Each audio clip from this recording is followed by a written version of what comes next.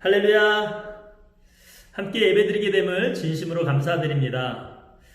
우리가 일주일에 한 번 만나는데 그마저도 만나지 못해서 너무나 아쉽습니다. 우리가 떨어져 있지만 더 서로를 그리워하고 사랑하는 저와 여러분 되시기를 소망합니다. 우리 이 시간에는 온라인으로 예배드리지만 우리가 모여서 예배드릴 때보다 더 주님을 깊게 사모하고 예배할 수 있기를 소망합니다.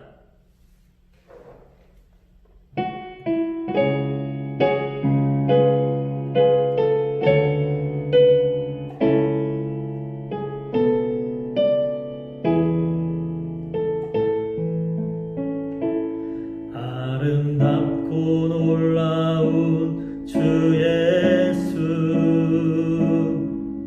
말로 할 수 없네. 그 측량할 수 없는 위엄, 주님과 같은 분 없네. 한없는 그 지혜와 사랑, 그 누구도 다 할 수 없네. 아름답고 놀라운 주 예수, 보좌에 앉으셨네. 주님 앞에 내가 서 있네. 주 앞에 내가 서 있네. 주는 거룩하신 하나님, 주 앞에 서 있네. 아름답고 놀라운 주 예수, 말로 할 수 없네. 그 측량할 수 없는 위엄, 주님과 같은 분 없네. 한없는 그 지혜와 사랑, 그 누구도 다 할 수 없네. 아름답고 놀라운 주 예수, 보좌에 앉으셨네. 주님 앞에 내가 서 있네. 주 앞에 내가 서 있네. 주는 거룩하신 하나님, 주 앞에 서 있네. 주님 앞에 내가 서 있네.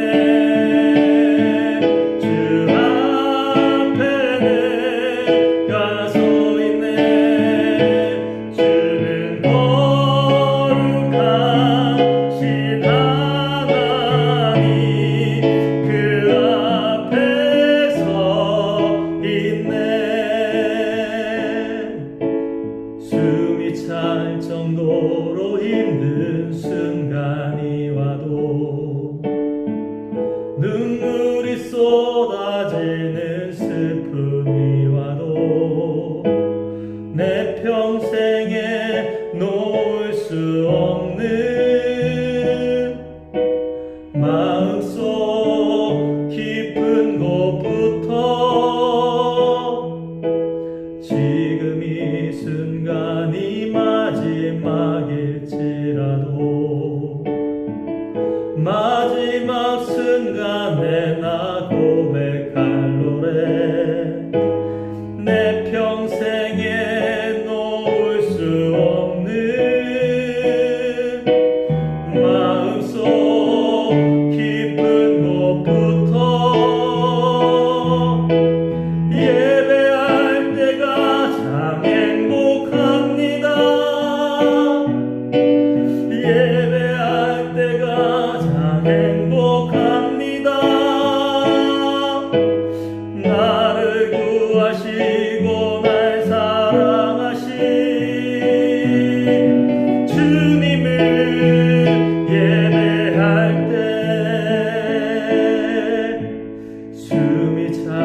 정도로 힘든 순간이 와도 눈물이 쏟아지는 슬픔이 와도 내 평생에 놓을 수 없는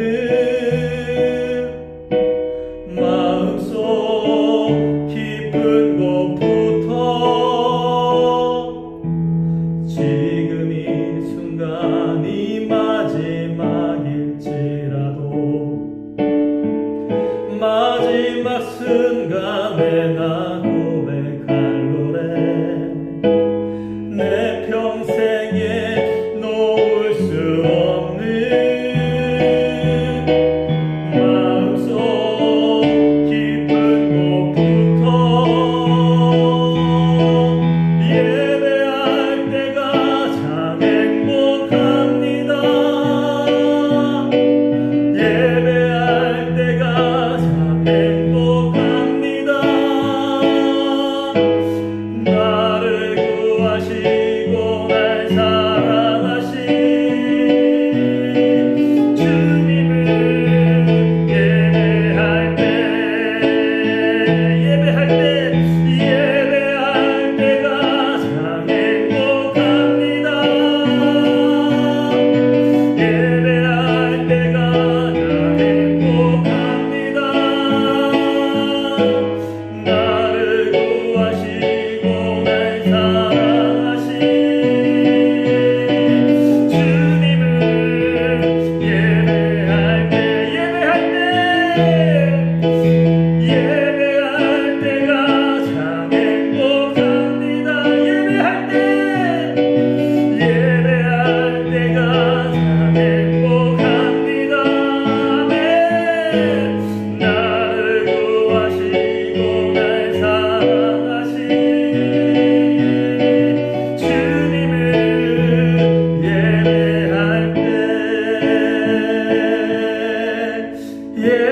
예배할 때가 참 행복합니다. 예배할 때가 참 행복합니다. 나를 구하시고 날 사랑하신 주님을 예배할 때 우리 한 번 더 찬양합시다. 예배할 때가 참 행복합니다. 예배할 때가 참 행복합니다. 나를 구하시고 날 사랑하신 주님을 예배할 때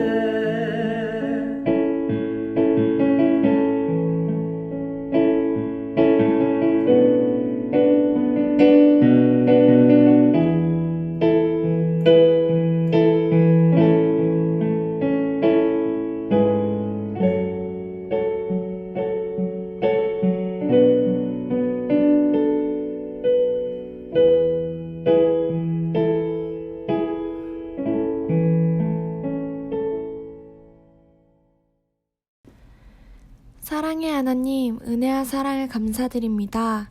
한 주간도 지켜주셔서 예배의 자리에 있게 해주심을 감사드립니다. 비록 몸은 떨어져 있어도 마음은 하나가 되어 모두 기쁨의 예배의 시간이 될 수 있도록 인도해 주세요. 주님, 코로나로 인해 많은 변화가 일어나고 있습니다.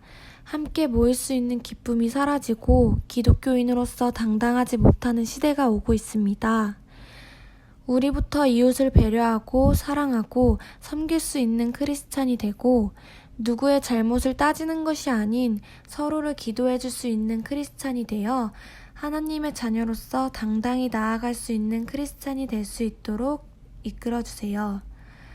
주님, 많은 교회들이 주일 예배를 위해 열심히 싸워가고 있습니다. 지치지 않고 예배할 수 있도록 예배를 지켜가는 많은 분들에게 힘과 용기를 부어주세요. 저희 다음 세대 교회 또한 예배가 끊기지 않고 이 기회를 통해 더욱 단단히 성장할 수 있도록 해주시고 하루하루를 이겨내는 목사님들에게 더욱 힘을 주시고 그 옆을 지켜내는 사모님들에게 위로를 주시고 곁에서 함께하는 성도님들에게 희망을 주세요. 코로나로부터 항상 저희를 지켜주시고 언제 어디서나 어떤 상황이든 주님을 붙잡고 이겨내는 저희가 되어 주님께 큰 기쁨이 될 수 있게 해주세요. 오늘도 내일도 함께 해주시는 주님 너무너무 사랑합니다. 예수님의 이름으로 기도드렸습니다. 아멘.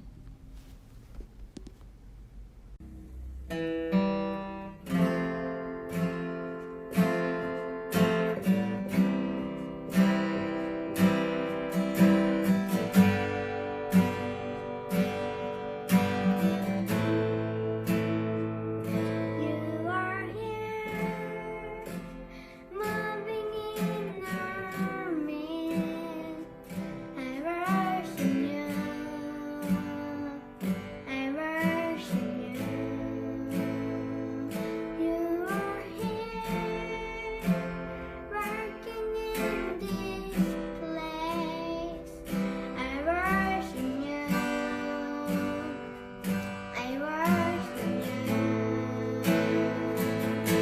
You are waymaker, miracle worker, promise keeper, light in the darkness. My God, that is who you are. You are waymaker, miracle worker, promise keeper, light in the darkness. My God, that is who you are.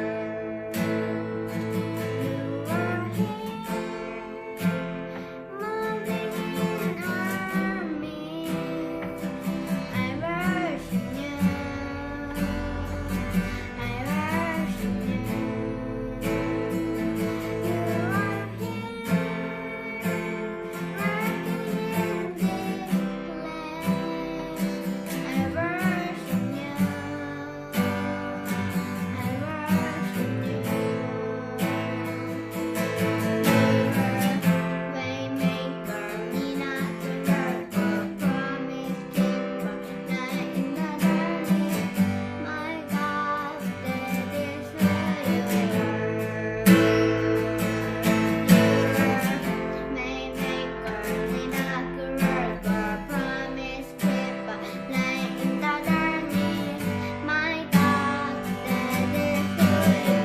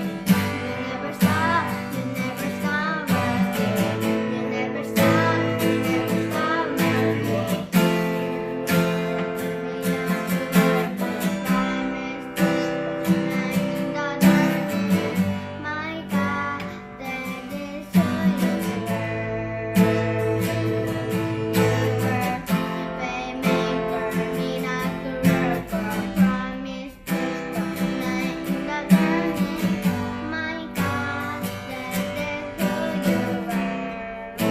That is who you are.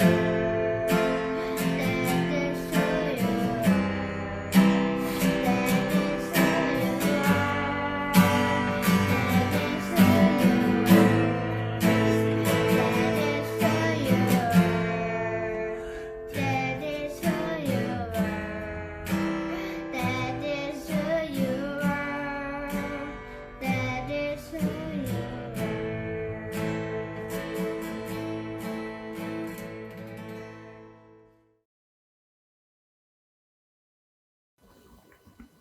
할렐루야. 오늘은 믿음은 무엇인가 라는 제목으로 마태복음 26장 32절 말씀을 가지고 함께 은혜를 나누도록 하겠습니다. 그러나 내가 살아난 후에 너희보다 먼저 갈릴리로 가리라. 오늘 말씀은 굉장히 짧은데요. 예수님께서 돌아가시기 전에 내가 다시 부활한 후에 너희보다 먼저 갈릴리로 가겠다라고 말씀하셨습니다. 먼저 갈릴리의 지역 특성상 이제 물이 있는 곳이고 또 그 주변에 이제 굉장히 어려운 사람들이 많았어요. 그래서 그곳에 가서 예수님께서 많은 사역들을 감당하시는 장소이기도 합니다.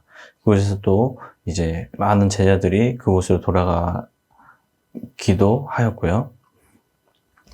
오늘은 그런 말씀 배경 속에서 믿음에 대해서 이야기를 해보려고 합니다. 어떤 사람들은 이런 이야기를 하고 있습니다. 예수님을 잘 믿고 싶은데 어떻게 해야 될지 모르겠어요. 또 예수님과의 관계나 아니면 구원 이런 것들이 어떤 건지 잘 와닿지가 않아요. 이렇게 이야기하는 분도 있습니다. 또 기적을 경험한 적도 없고 하나님의 음성을 들어본 적도 없는데 이렇게 계속 잘 모르는 상태로 신앙생활 하는 것이 맞냐? 아니면 또 저의 신앙 수준이 이렇게 낮은데 어떻게 해야 되냐라고 질문을 하기도 합니다.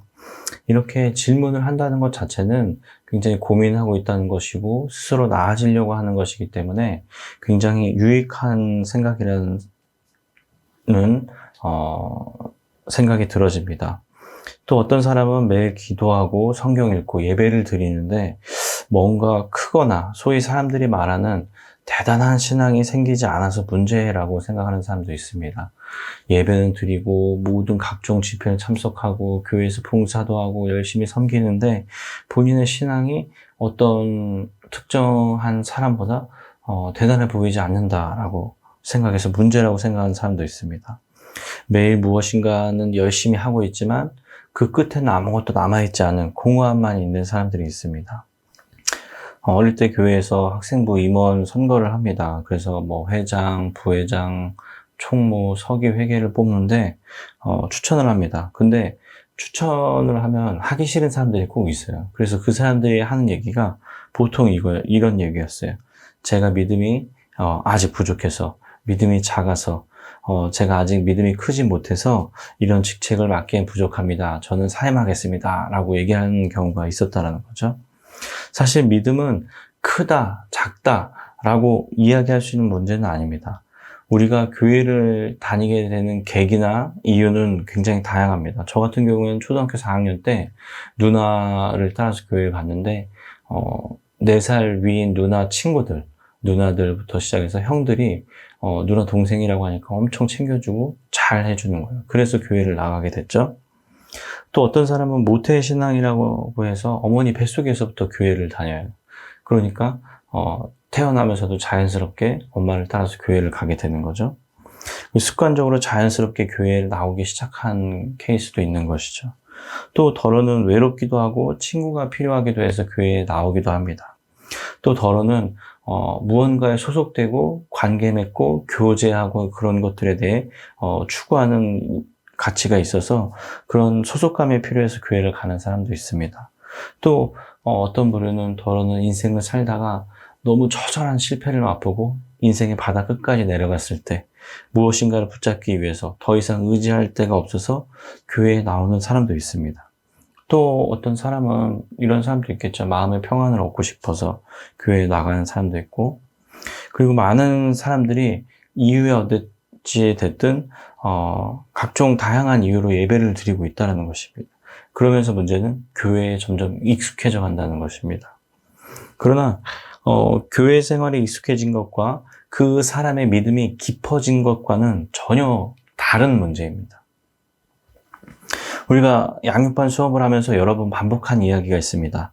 30년, 40년 신앙생활을 하신 분도 결국에는 무언가의 상처로 인해서 교회를 떠나가는 사람이 있다는 거죠. 그것은 무엇이 잘못됐냐면 기초가 잘못되어 있다는 거예요. 그래서 우리에게 필요한 것은 양육의 과정이 필요하고 제자훈련과 군사훈련의 과정이 필요한 것입니다. 평생 교회를 다녔으나 예수 그리스도의 근처만 맴돌다가 참 예수 그리스도를 만나지 못하고 세상을 떠날 수가 있다는 것을 우리는 직시해야 합니다. 교회 간 지 얼마 되지 않았지만 반대로 교회 가지 얼마 되지 않은 사람임에도 불구하고 예수 그리스도의 심장을 딱 붙잡은 사람도 있을 수 있습니다. 어리거나 교회를 나온 지 얼마 되지 않았다고 해서 믿음이 약하거나, 우리가 소위 말하는 사람들이 믿음이 얕거나 신앙의 어떤 제대로 된 길을 찾지 못하고 있다라고 생각하는 것도 문제가 있다는 것입니다. 믿음은 믿는 기간의 문제가 아닙니다. 그래서 성경에서 예수님은 우리에게 들려준 이야기가 있습니다. 처음 된 자가 나중되고 나중된 자가 먼저 될 자가 많으니라 라고 이야기했던 것입니다. 이것이 모든 케이스가 다 그렇다는 것은 아닙니다. 모두 처음 된 사람이 나중되는 것은 아니죠. 그러나 분명히 그런 경우가 있다는 것을 우리는 기억해야 합니다. 사람들은 믿음을 크게 하고 싶다고 합니다. 소위 말하는 성장하고 싶다는 거죠. 사람들이 바라보는 큰 믿음은 무엇일까요? 성경을 잘 아는 것이 믿음이 크다라는 걸까요? 하루에 성경을 20장, 30장씩 읽어요. 1년에 성경을 한번 일독해요. 그럼 믿음이 큰 것일까요? 아니면 성경을 시간 내서 그냥 읽는 것만으로도 나는 그러지 못하는데 저 사람은 믿음이 대단하다라고 생각하지는 않을까요? 아니면 방언으로 기도를 아주 크게, 아주 열정적으로 하는 사람은 믿음이 크다라고 생각할까요? 아니면 대표 기도를 하는데 그 많은 회중 앞에서 떨지 않고 아주 유창하게 화려한 언어로 그렇게 기도하는 것, 그런 것을 보면 믿음이 크다고 생각이 들어질까요? 아니면 봉사하고 섬기고 교회의 어떤 모든 자리에 항상 참여해서 그 자리를 빛내주는 사람이 있다면, 그런 마음이 있다면, 어려운 사람을 도우려고 하는 사람, 그런 사람이 있다면 그 사람의 믿음이 크다고 생각되어질까요? 굉장히 다양한 관점에서 존재하고 있습니다. 이런 경우도 있지 않을까요? 성경을 많이 알기 때문에 성경을 모르는 사람을 굉장히 무시하는 사람도 있지는 않을까요?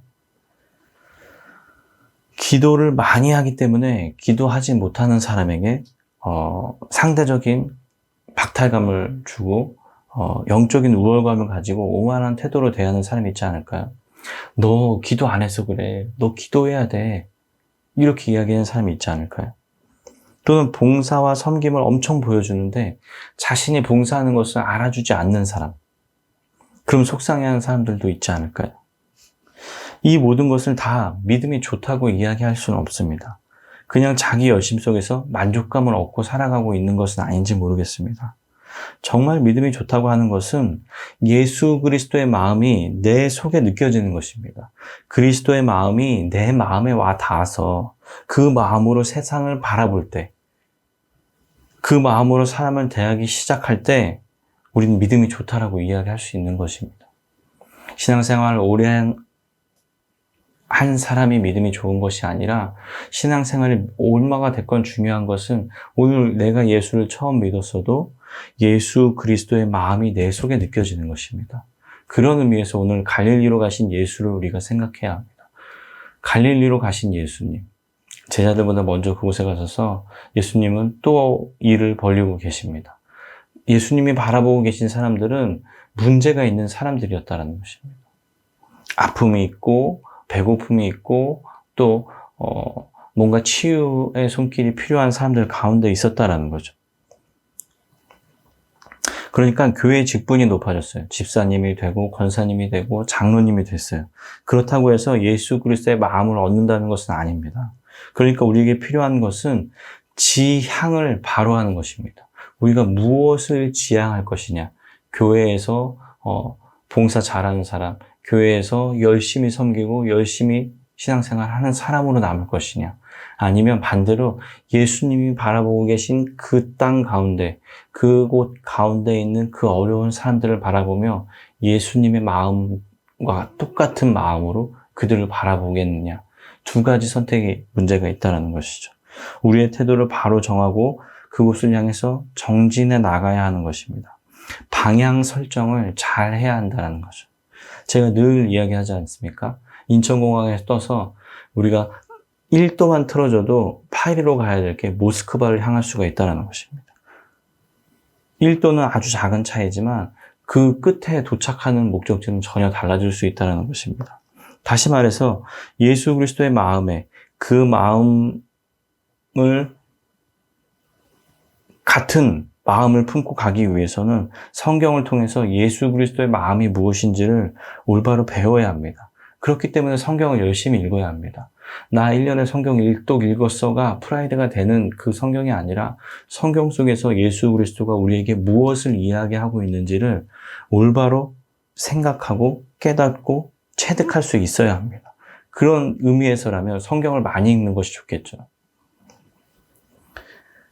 열심히 기도도 해야 합니다. 그러나 정말 중요한 것은 자신의 내적 변화가 있어야 한다는 것입니다. 신앙생활을 하고 예수를 믿기로 작정했어요. 근데 예수를 믿기로 작정한 이후에도 내 삶이 똑같다. 여전히 무신론적이고 여전히 미신적이고 여전히 세상적이라면 문제가 있다는 것입니다. 예수 그리스도를 믿기로 작정했으면 우리의 내적인 변화가 있어야 합니다. 성경에서는 이것을 거듭남이라고 이야기합니다. 요한복음 3장 5절에 누구든지 물과 성령으로 나지 아니하면 하나님 나라에 들어갈 수 없다라고 이야기합니다. 물과 성령으로 거듭난다고 하는 것은 우리의 옛 자아가 무너지는 것을 경험한다는 것입니다. 살다 보면 자기 자신에 대해서 절망할 때가 많이 있습니다. 어떤 때냐면 자기 자신을 똑바로 바라볼 때입니다. 나 자신이 꽤 괜찮은 사람인 줄 알았는데 어떤 그런 어려운 환경 속에 있는 사람을 봤을 때 내가 그들을 외면하고 있을 때 그때 우리 자신에게 좀 실망하지 않나라는 생각이 들어집니다. 나 자신이 얼마나 작은가 하는 사실을 깨달을 때 이것이 우리에게 아픔으로 다가올 때 우리는 그 절박한 마음이 내 속에 있을 때 하나님을 붙들고 그리고 하나님을 붙들 수밖에 없고 그러니까 그 절박함이 우리의 믿음을 깊어지게 만드는 것입니다. 나는 죄인입니다. 나는 부족한 사람입니다. 라는 것을 느낄 때 우리는 하나님을 의지할 수밖에 없잖아요. 그 절박함이 우리에게 있을 때 우리의 신앙이 깊어진다는 것입니다. 우리의 믿음이 깊어진다는 것입니다. 믿음은 크고 작고의 문제가 아니라 진실한 믿음이냐 아니냐라는 것을 판단되어집니다. 그러나 그런 예수 그리스도의 마음까지 우리가 동일시 될 때까지 그렇지 않다면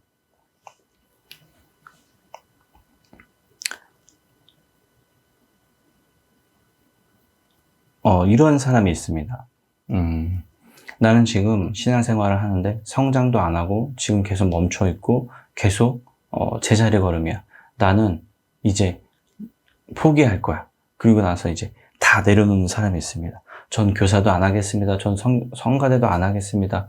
전 예배도 안 나오겠습니다. 이런 사람들이 있습니다. 그렇게 하면 안 됩니다. 결국 신앙 공동체 속에 머물러 있으면서 끝없이 예수 그리스도의 마음이 무엇인지를 알기 위해서 공부도 해야 하고 탐구해야 되고 생각해야 되고 그리고 그 예수 그리스도의 마음으로 살아보려고 노력해야만 하는 것입니다. 믿음이 깊어지는 길은 한 가지밖에 없습니다.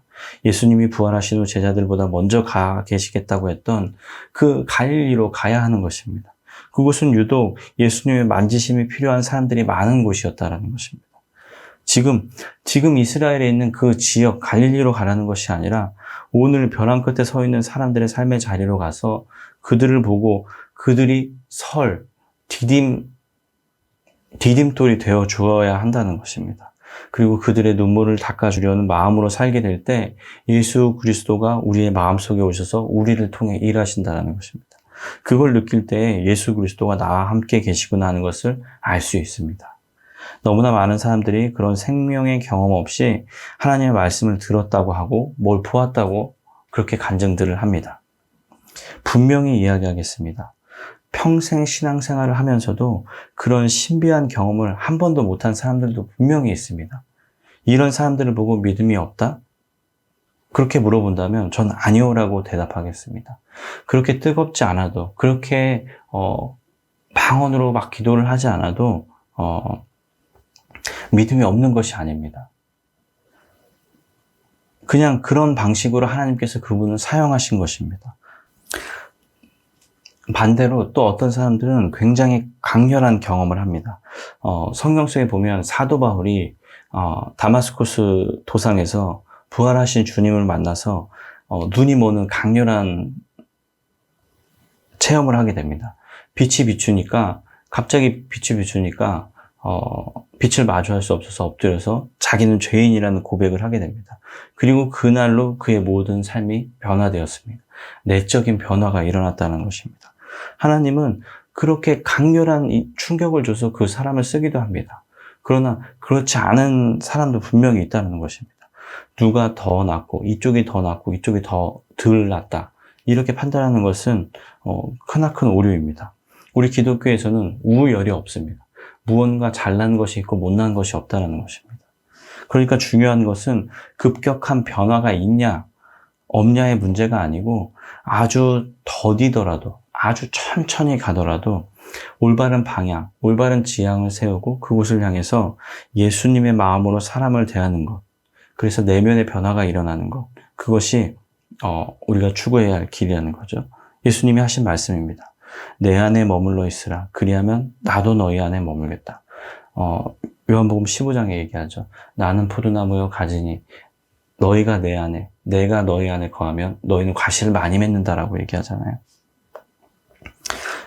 이것이 깊은 일치, 이것이 바로 바른 믿음인 것입니다. 우리가 예수 그리스도 안에 들어갈 때 믿음이 있다라고 얘기하는 거예요. 예수 그리스도 안에 들어가 있지 못할 때 우리의 믿음은 바닥이다라고 얘기하는 거죠. 믿음의 양을 크게 만들려고 하는 태도는 어리석은 태도라는 것을 기억하시길 바랍니다. 나의 믿음이 진실한가 하는 질문을 우리 자신에게 매일매일 했으면 좋겠습니다. 아까 이야기한 대로 예수님이 계시다는 것을 느끼려면 각자의 갈릴리로 가야 합니다. 각자에게 맡겨진 그 사람들을 향해서 나가서 복음을 선포해야 합니다. 그리고 예수 그리스도의 마음으로 그들을 바라보아야 한다는 거죠. 저 대학교 다닐 때 어떻게 생각하실지 모르지만 밥을 굶는 친구가 있었습니다. 진짜 농담이 아니라 수도가에서 물을 마시는 친구가 있었어요. 제 기억에 보육원 같은 곳에서 생활하는 친구였는데 점심시간에 밥을 먹을 수 없었어요. 우리 학교에서 3,000원, 4,000원 하는 그 학식을 학교 식당에서 밥을 먹을 수가 없었다는 거죠. 그 친구를 바라봤을 때 물론 우리도 가난한 신학생이고 우리도 돈이 없는 신학생이지만 우리 동기들 중에 몇몇 나이 많은 한 대여섯 명의 이 신학생들이 매일 돌아가면서 그 친구의 밥을 사주기로 해서 그 친구가 매일 돌아가면서 식사를 했던 기억이 있습니다. 이런 이야기를 왜 하냐면 자랑이 아닙니다. 그냥 이런 얘기를 하는 거예요. 이런 사람을 돕지 않고 그냥 알아서 어떻게 되겠지라는 그런 무관심으로 살아간다면 그런 삶이 바로 예수가 없는 삶입니다. 무신론적인 삶이라는 거죠. 예수님은 어려움 당하고 있는 사람들 곁에 계십니다. 그런데 세상 편한 곳에서 예수님을 알고 싶다고 이야기하는 것 자체가 모순입니다. 우리는 따뜻한 곳, 우리는 좋은 집, 좋은 차, 좋은 직장, 그리고 좋은 교회에서 예배를 드리면서 예수를 알고 있다, 예수를 만났다 라고 고백한다면 그것은 모순이라는 거죠. 그렇기 때문에 우리는 우리 주변, 우리 교회 안에서도 어려운 사람을 바라보고 어려운 사람에게 내 것을 나누어 줄 수 있는 그 마음이 있어야 한다는, 그런 사람이라면 우리는 믿음이 있다라고 이야기할 수 있는 것입니다. 예수님을 느끼고 싶다면 예수님의 마음이 되고 자기가 예수님의 손발이 되어서 그렇게 살아보는 수밖에 없습니다. 아무것도 하지 않으면서 나는 예수님을 느낄 수 없어 라고 말하는 것은 그냥 무책임한 거예요. 병든 사람의 몸을 댔던 예수님처럼 우리도 주변에 그런 어려운 겪는 사람을 찾아가서 손을 대고 기도했으면 좋겠습니다. 그리고 마음을 거기에 두었으면 좋겠고요. 그렇게 시작하면 그 순간 예수 그리스도의 마음이 우리 안에 들어올 것입니다. 그리고 우리의 마음이 풍성해지고 우리의 마음이 평안해지는 것을 느끼게 될 것입니다. 이런 구체적 행위와 관계없이 믿음에 깊어지는 방법은 단 한 가지도 없습니다. 우리가 100번 새벽 기도를 드리고 1,000번째 헌금을 드리고 11조를 매일 드린다 할지라도 믿음이 깊어지는 것은 아니라는 것입니다. 믿음이 깊어지는 방법은 단 하나, 예수 그리스도의 마음을 이해하고 예수 그리스도의 마음으로 세상을 그렇게 살아갈 때, 그때 우리의 믿음이 깊어지는 것입니다. 여러분, 행위가 우리를 구원에 이르게 하는 것이 아니라 우리가 믿음으로 그 믿음을 우리 안에 품고 그것을 실현시킬 때 우리 안에 그렇게 구원이 온전히 채워진다는 것입니다. 여러분, 오늘 말씀, 예수님이 왜 갈릴리로 가셨을까? 예수님은 그들과 함께 있기를 원했어요. 예수님이 필요한 그들, 우리도 마찬가지로 예수님이 필요한 그들에게 우리가 가서 예수 그리스도를 소개하는, 예수 그리스도를 전달하는 그런 역할을 감당하는 믿음이 있는 사람들이 되었으면 좋겠습니다. 믿음은 바로 이런 것입니다. 찬양 엄청나게 잘하는 사람, 찬양 가수들 믿음이 있다? 아닙니다. 결국 행위로 보여줘야 할 것은 예수 그리스도를 바라보는 사람에게 나아가는 자들만이 온전한 믿음을 소유한 자들이라는 것을 기억했으면 좋겠습니다. 엄청나게 큰 교회 속에서 그렇게 열심히 신앙생활을 한다고 할지라도 그들이 바라보는 것이 예수님이 바라보는 것이 아니라면 그들은 믿음이 없는 사람들이라는 거죠.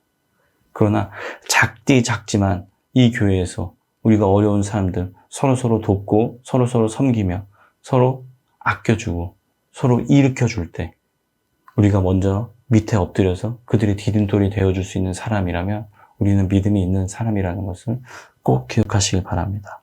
기도하겠습니다. 사랑의 주님, 예수 그리스도의 마음을 온전히 이해하는 믿음을 가진 사람들이 되길 원합니다. 더 이상 행위로 하나님 믿음을 나타내는 것이 아니라 우리가 바라보고 우리가 손을 내밀어야 할 대상이 누구인지를 올바로 깨닫고 예수 그리스도의 마음을 이해하고 그들 가운데 함께 서 있는 우리 모두가 될 수 있도록 하나님 우리에게 성령을 부어주시옵소서. 거룩하신 예수님의 이름으로 기도드렸습니다.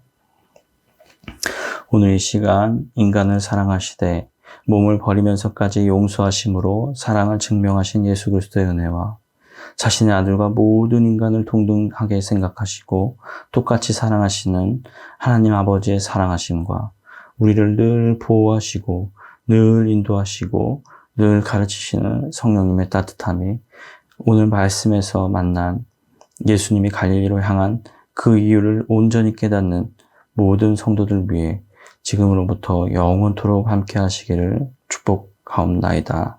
아멘.